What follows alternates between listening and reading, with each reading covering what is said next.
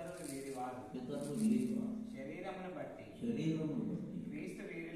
క్రీస్తు వీరిలో పుట్టారు. ఈయన సర్వాధికారి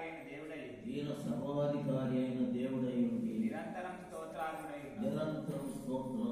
ఉన్నాడు. ఆమేన్. చూసారు ఏమన్నట్టుంది ఇక్కడ? ఏ దేవుడు అంటే సర్వాధికారి అయిన దేవుడు. Jesus is the sovereign God. చూసారు. రెండవ చూడండి, తీతు పత్రిక 2వ అధ్యాయము 13వ వచనం. తీతు పత్రిక 2వ అధ్యాయము 13వ వచనం.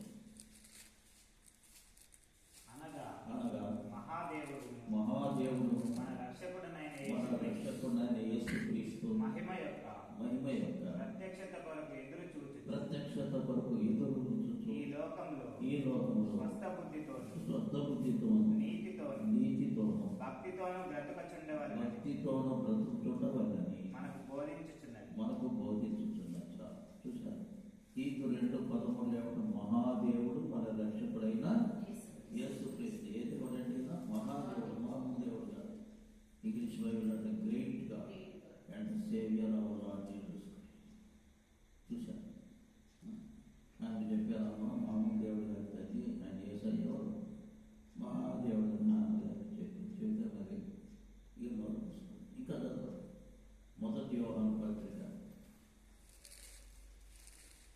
5వ అధ్యాయం 20వ వచనం. మొదటి యోహాను. మనము సత్యవంతుడైన వానిని ఎరుగవలనని 5:20 మనం సత్యవంతుడైన వారిని ఎరుగవలెనని దేవుని కుమారుడు వచ్చి మనకు వివేకం అనుగ్రహించి ఉన్నాడని ఎరుగుదుము. మనము దేవుని కుమారుడైన యేసుక్రీస్తునందున్న వారమై